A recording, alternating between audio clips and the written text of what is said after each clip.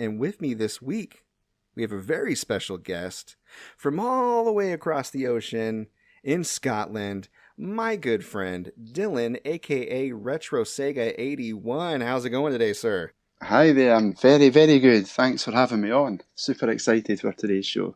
I'm super excited that you're going to be joining me. Now, unfortunately, my co-host with the co-most, Derek, a.k.a. Full Metal Merc, he had a lot of scheduling conflicts, so you're going to be pulling double duty today. You are going to be my guest, but also my honorary co-host. So thank you. Sounds good. For your support. Now, for those who don't know, Dylan is very prominent on TikTok. He runs a nostalgia and retro gaming channel, one of my favorites. But for the folks out there who are not currently familiar with you, Dylan, describe your channel. What is your channel about, and who is it for? Yeah, so it's pretty much mostly like retro gaming and what I call like movie and TV nostalgia. So it's a lot of stuff that I grew up in my childhood. It's a lot of like older games and consoles and video clips, movie clips. I do quite a bit of like polls and things as well. So I like to find out what like a lot of my followers think of certain games, which one they prefer, or I do a lot of polls for like characters in movies, for example, as well. Who would win in a fight between, say, Ivan Drago and Clubber Lang, like the fight we never got that we wish we could have got. Mm-hmm. And just anything that grabs my attention in regards to maybe new game trailers as well, or movies, some up-to-date stuff also. So yeah, a mixture of everything, a lot of randomness chucked in there as well. But yeah, mostly retro gaming and, as I say, old nostalgia movies from the 80s and 90s that I grew up with. Yeah, you got a really good mix on your channel recently of pop culture stuff, like you said, movies, you got the polls. One of the things about you that really stood out when I first started following your channel, and this kind of mirrors your friend Danny, how people would constantly challenge her, do you have X game on the PlayStation 1?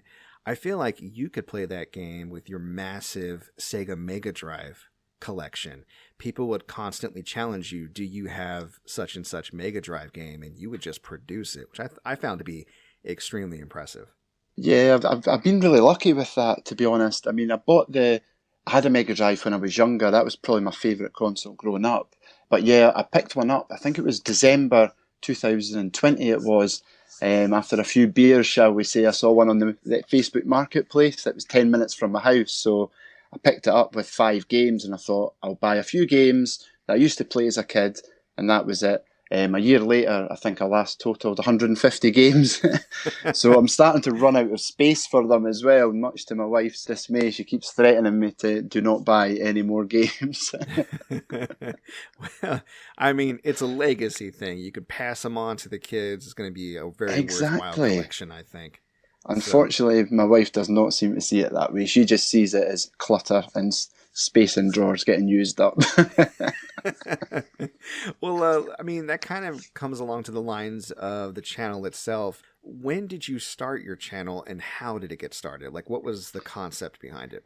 Like a lot of people, when we had the lockdown here in Scotland a couple of years back, a lot of people seemed to go on TikTok. Just obviously a lot of it was dance videos and things like that. And I did have a personal TikTok page, which was mostly my daughter uploading, if I'm honest. But I started following a couple of like gaming channels. And as I was watching, I thought, that's something I could probably do. I love gaming stuff. I've always been into retro gaming and things like that. But a lot of my friends are not as mad on it as what I was. So I thought I'm going to set up a TikTok channel and just upload videos of like my Mega Drive games and my collection and things like that. So I think I created the page in about the middle of August of last year. It was mostly just the Mega Drive games and clips, videos of me playing it and things like that I started with. And then I just started interacting more and more with people when they were talking to me and asking, would you like to see other gaming clips of other consoles? Because I do have a retro console that's got about 15,000 games on it across like NES, Neo Geo, PlayStation, Master System, pretty much everything. So people were then, again, like you were talking about earlier, were challenging me, have you got this game? Have you got that game? And it just sort of built on from there. And then I just expanded it to movies and TV shows. I started putting out just a few polls on the page to say, would you like me to start doing some nostalgia movie clips? Or I'll post a picture of a game and you have to guess the name of the game by just maybe a clip of the game or a look at the front cover. And yeah, that was it. I just really started to get a bit more confident in interacting. I was quite shy at the beginning because I was new to it all. I'd only been, say, created the page a few weeks. And then it's just the more you get to interact with people. It is actually a really good gaming community on TikTok. I've made a lot of good friends. And when you start getting friendly with a lot of people, you start looking at their content and how they're doing it. They're more established. And it just sort of snowballed from there. And now I'm just having a ball with it. I absolutely love it. Yeah, we occupy a nice little corner of TikTok as far as gaming TikTok is concerned. It's very supportive and nice community. Yeah, definitely. I'm happy to, be a part of it and, be friends with you and Danny and DG and others. It's nice. Yeah. It is good, and you sometimes see it when guys get a bit down and things, and everyone's there and messaging saying, "Oh, hope you're doing good." Or it's funny as well if you don't post a video. If you post every day, I usually post say 2 or 3 times a day, and if I have a day that I don't post, if I've maybe got plans with the family or something, you get a message, "You okay? You doing good?" I'm like, "Yeah, I'm fine. I'm just busy today." So it is. Everyone sort of like looks out for each other, and I think we get quite protective of each other, like obviously you guys, and like you've talked about Danny and DJ, and got Mikey loves retro and everything. There's a lot of guys I speak to, and they're all super friendly, and I would never meet any of you guys any other way if it wasn't on TikTok. So it's a really good gaming community that's there, and it seems to be growing even more and more, and it's crazy the amount of people I've actually met now in Scotland through TikTok. And there was a guy, just a bit of a story that I spoke to from pretty much my day one of my page opening up, and the more I spoke to him, I was like, "Where are you actually from?" And he literally lives 10 minutes from my house. So wow. I've just got over COVID, as I was talking about before the show. He's now got COVID. So once he's out of COVID, I've said, right, we should go for a pint and just speak, because I'd spoke for months and months. And then it was just last month we sort of said, "So where about in Scotland are you from?" And he told me, and I told him where I was from. And as I say, it's literally a 10-minute car journey away from each other, which I just thought was mad. That's really cool, actually. Yeah, I love that. There's just this sense of community through doing the stuff that we love, putting out there. We have this long-form opinion show on the podcast, which I really loved, all the people I've met through that. And I never would have started a gaming TikTok if it wasn't to promote the podcast. And then, like I said, I met all you wonderful people. So it's been really great watching your channel grow. We literally started in the same month. Like you said, I would look at other people, like what they're doing, and sometimes I'd be like, well, what kind of content do I want to put out? And you kind of just fall into your niche, you know what I mean? Yeah, you fall into the things that speak to you. So and that's it. And the more you do that as well, I think you'll probably find it yourself, is you're more willing to keep posting things. And I mean, I sit with sometimes 10, 20 videos in my drafts, and I just want to post them all the time, but I'm like, no, you've got to just post them a couple of times a day and things like that. And you just get so excited about it, especially when you get some good feedback from... The bit I love is when people say, "Oh, you've unlocked a memory for me," and my nostalgia. I've never thought about that for years. And a lot of the times stuff just jumps into my head and then I post it. And then for someone to say that to me, it makes it all worth it. It honestly does. I think that's just what puts a smile on my face. If it's something that was nostalgic to me, you forget it's probably nostalgic to hundreds of other people as well that maybe grew up with that movie or computer game or whatever. Completely true. Yeah. Well, speaking of nostalgia, you had mentioned that as a child, it was the Sega Mega Drive. What is your current favorite console, your current favorite game, your favorite show, your favorite movie, favorite genre? Give me the gamut on the media there. Yeah, so if it was retro console, it would definitely be my Mega Drive. That always was my favourite growing up. Mm-hmm. Most up to date, I would say I was always Xbox. I always pretty much had like the Xbox growing up with that until I moved over and got my PlayStation 4. And the only reason I got that was to play The Last of Us, the Uncharted series, Days Gone. And they were the games that, because they were only for PlayStation, I was like, right, I'm going to buy a PlayStation. So that's probably now my modern favourite console. Ever since I bought my PlayStation, I don't think I bought one other game on my Xbox One. Gaming wise, it's hard to pick a favourite game. On the Mega Drive, I would say it's RoboCop versus Terminator. I don't know if you've ever played that, but I have. Growing up, I just loved that game. Even when I first started going on lives, that was always the first game I would put on to play. Mm-hmm. And it's just because I'll absolutely love it. And then progressing from there, it would be games like the first time I played Grand Theft Auto 3, that just blew my mind on the PlayStation 2. I know. I still had a PlayStation 1, and I always remember going to my friend's house, and he had bought a PlayStation 2, and the only game he had was Grand Theft Auto 3, and I sat and played it for hours. And I went home and I said, I'm selling my PlayStation, I'm selling everything I have to go and buy a PlayStation 2 and to play Grand Theft Auto 3, because I just absolutely loved it. And yeah, and so other games as well. It was like Days Gone was probably my favourite on the PlayStation, but I also loved Fallout series of games. Mm-hmm. So the first Fallout I ever played was actually on a laptop. So it was the very first Fallout that was PC based. Mm-hmm. So it was the turn-based one. I don't know if you ever played that, but that was my first introduction to the Fallout games, and ever since then, that's probably my favourite series, if I'm honest. In regards to TV shows, now you maybe not have heard of these, if I'm honest, but there's a big show over here called Only Fools and Horses. Mm-hmm. I don't know if you would know it, but it's a British comedy one. And then there's a Scottish comedy programme as well, and it's called Still Game. So after the show, what I'm going to do is I'm going to send you a couple of links so you can watch a couple of the episodes and see what you think. But this is like a huge show over here in Scotland, a comedy show. But more up-to-date favourite shows, I'd probably say, is Cobra Kai. I'm absolutely loving that at the minute. Yeah, I know we're going to be talking about that in a bit, yeah. Yeah. And then also there's Sons of Anarchy. I don't know if you ever watched that. I haven't seen it. I've heard of it, though. It's got Ron Perlman. Yeah, that's right. I loved that. That as a series as well. Movie-wise, Rocky IV. That's always my favourite movie of all time. I must have seen it at least 1,000 times. To me, no other movie comes even close. And just good. I love it. Everything from it, the soundtrack, just the story, just everything. I'm a sucker for my 80s cheese movies, action movies and things as well, which goes on to your question with genre as well. Probably 80s and 90s action movies are sort of my jam. I suppose you could say, like your Commando, Rambo, Rocky, Kickboxer, all those sort of things. Yeah, I remember, which you probably noticed from my channel. Yeah, no, I have noticed. There's a bent towards those types of like action, kind of like tough guy movies. Before the pandemic, I used to have movie nights, and I tried to theme my movie nights, like invite people over.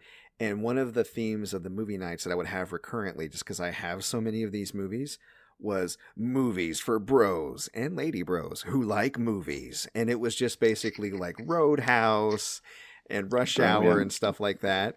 And they're so dumb, borderline problematic in a lot of ways, but they're so good. And they're a part of, we grew up with those movies. You know what I mean? Yeah, so, exactly. Exactly. Roadhouse is so dumb. I love it. The thing is, so that's one of those films that it'll randomly be on here on Sky, on our Sky TV, mm-hmm. and doesn't matter what part of the movie it's on, you will sit and watch it to the end. It could have 20 minutes left, it could have an hour left, you'll just sit and watch it. Same with Point Break, I'm like that with definitely. Point Break as well. Yep. But yeah, Roadhouse is an awesome movie. Sure is. Rest in peace, Patrick Swayze. Yeah, definitely. Yeah, I was going to mention, I'm pretty sure you've played this game. My favorite game on what we would have the Sega Genesis, basically the Mega mm-hmm. Drive, was Gunstar Heroes by Treasure. Gunstar Heroes is I think the reason why I like Gunstar Heroes so much, it was just so diverse. Like, you had different types of gameplay. It was basically a run and gun shooter, but you had a kick, a slide, and a throw. You had all those different weapon or shooting bullet combinations, like your tracer or your power shot, your electricity, all that stuff. You had like a million different mini bosses, and then they would switch up gameplay to like vehicle sections, spaceship sections. It wore its influences on its sleeve, like with Clay Fighter or like different types of games. It really just opened my mind up for what games could be. So that's definitely, like you said, with Grand Theft Auto 3, which was another turning point for me, I think, in gaming. Gunstar Heroes was like one of the earlier turning points in gaming that I can remember. Yeah, I mean, Gunstar Heroes, it was one of those games that I remember when I was younger from the front cover alone, but I never actually played it when I was young.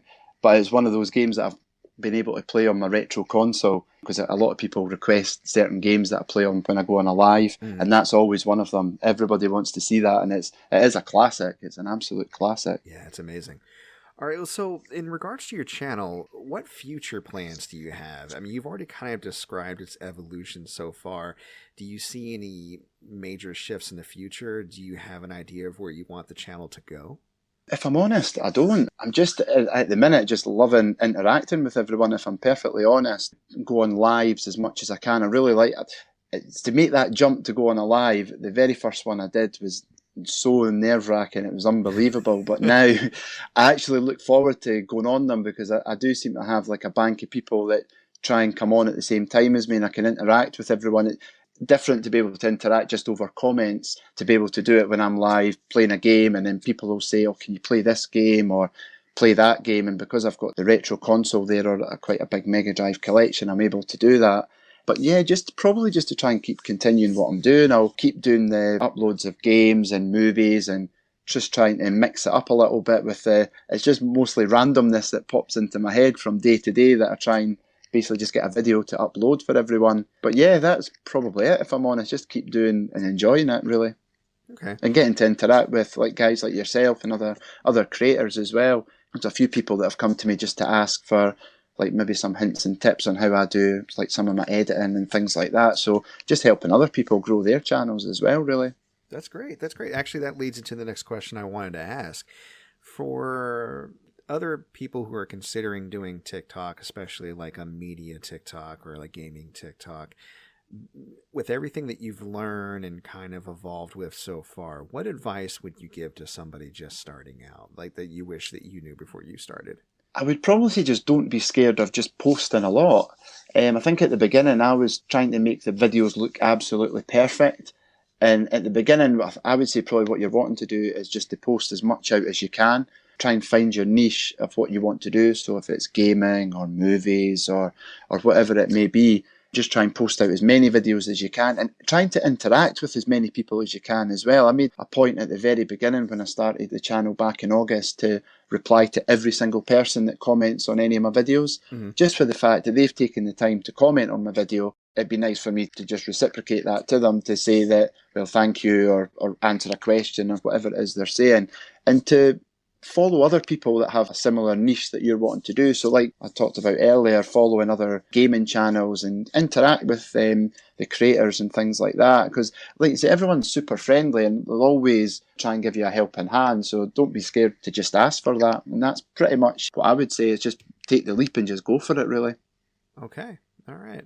Now you probably, I don't know if you've listened to specifically this part of last week's episode or not, but we did just wrap up our 2021.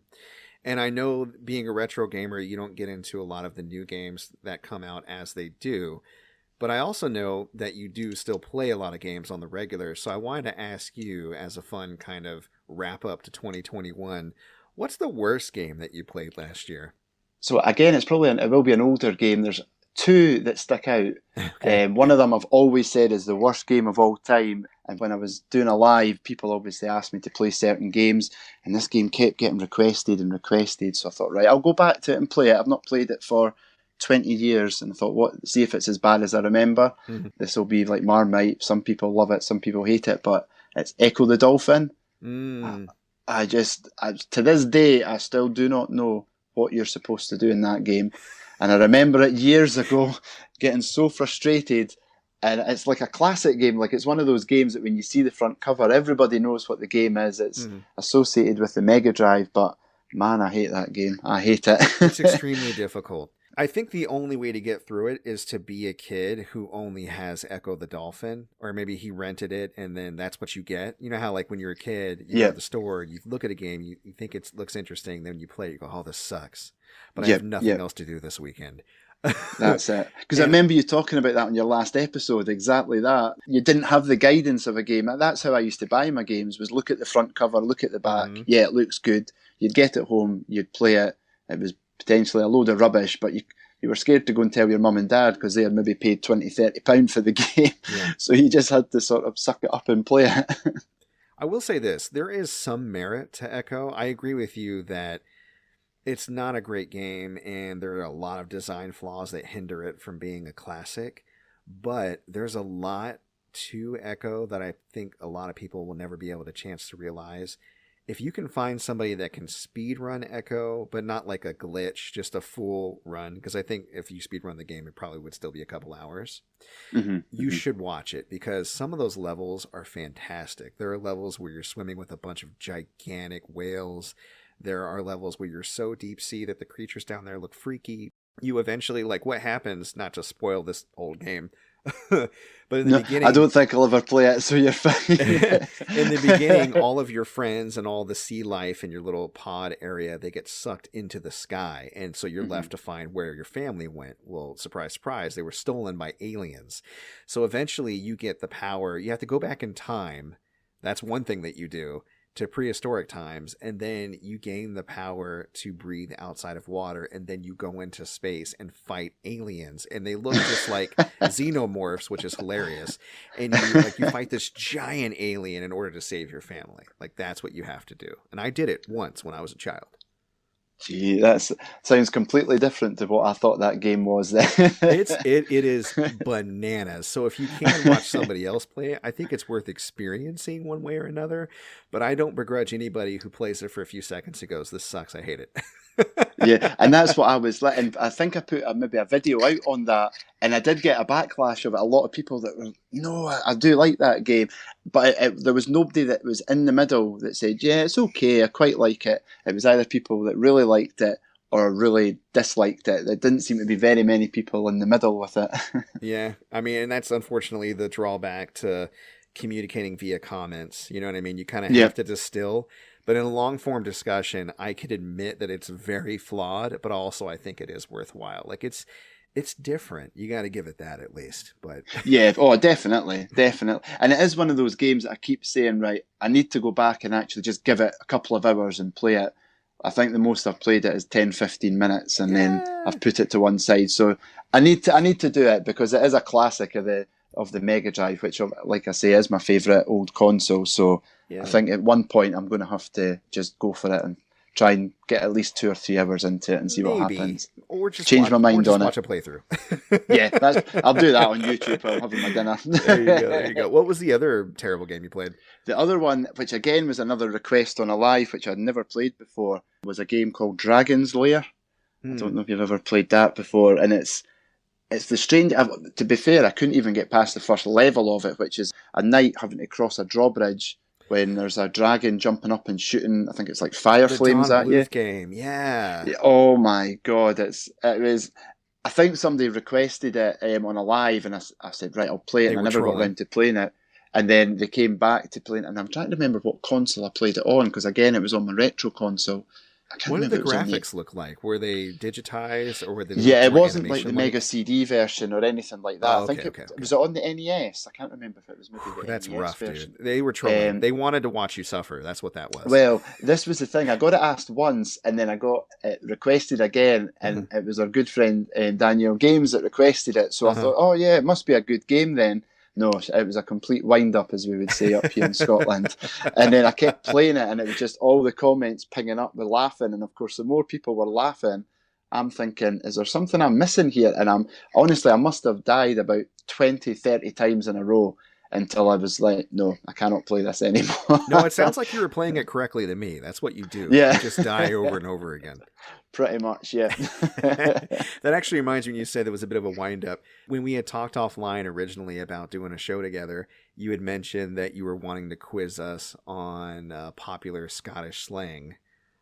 Yeah, that's right. So I do have a couple. I couldn't think of anything gaming related.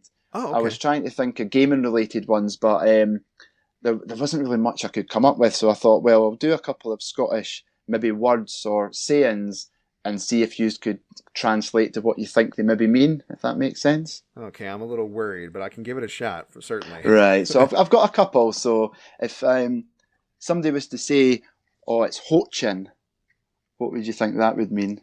It's Hochin? Hochin, yeah. So it's Hochin in here, for example. If you walked into maybe a club, and the first thing that I would say is it's Hochin in here. It's Hochin. Do you know, there's a bit of a clue. It kind of sounds like hopping, like it's moving and shaking. Like, wow, it's busy. The crowd is huge. That's it. Busy. Okay. Yeah, spot on. Well done. Well done. Nice. That's one. I'll give you another couple and see how you get on. So if I was to say something was bonny or bra, what do you think that would mean? Okay, Bonnie. Well, Bonnie lass, or like Bonnie, like the etymology of it would be like beautiful, and then bra. I mean, of course, there's sexual connotations to that. So maybe it's sexy or it's hot. It's nice, yeah. That Okay, means it's so nice. it's just So nice. yeah, it's Okay, spot on. Yeah, spot all right. on. And then if somebody was to say boke, what do you think that would mean? They just go book. Boke. Okay. So BOKE. Oh, Boke. book. Okay, I thought you were saying book, yeah. like read a book. I was like, okay. Book. That one's tough because I have That's a no hard word to one. compare it to. Yeah, so that's Oh yeah. Go ahead. so it basically mean if someone was to gag or to be sick, so you could say, I'm going to boke, for example. You've maybe had too much to drink. I would have never guessed that. I was gonna say something like, like that's cool, or like that's, I don't know. That's completely the opposite of what I was thinking. Okay, 2 out of 3. That's not bad. That's good. You've done well. So yeah, I mean, the one thing with Scotland is, as much as we speak English, Scottish slang is a whole different language where you could say sentences of Scottish slang, and only in Scotland would people understand what you're saying. I completely understand that. There's a little bit of that. We were talking with Danny, which I'm somewhat familiar thanks to Guy Ritchie films. But like, when you talk about like we're in Barney, or I got to go to open the boot, that type of thing, or I'll have the butchers. That's it. Yeah. Oh, there's going to be Barney Rubble for trouble, and all the Exactly. Cockney slang. So that what I was talking about earlier when you asked me my favourite show, Only Fools and Horses. That's based in South London, and it's basically two brothers. That it's based in the 80s. It was back in the 80s it was on, and they are like traders, but they're market traders. So they buy and sell basically rubbish. They buy and sell just anything they can get their hands on. But there's a lot of Cockney rhyming that he says. So he'll say, right, we're going to go for a Ruby Murray, and that would mean a curry, and just stuff like that. So that's pretty much where I get all my Cockney slang from, is from watching Only Fools and Horses. I love it. I'm looking forward to those links. So I'll RetroSega81, my good friend. Let me ask you one question. The folks out there, they're interested in seeing the polls, the classic games, the classic media. They're on that TikTok. Where can they locate you at? Yeah, so all you need to do is just search for RetroSega81. Emblem will be a picture of Sonic from the load-up screen from Sonic the Hedgehog. Yeah, and I'm pretty much there. I'm trying to get more and more active on my lives and things. So if not every day, every second day, I'll be on my live, so you can join me when I'm playing games and things like that. I'm not really on any other social media with the page, because I'm still quite new to all this from just creating the page in August. So yeah, TikTok's the main way to get in touch with me.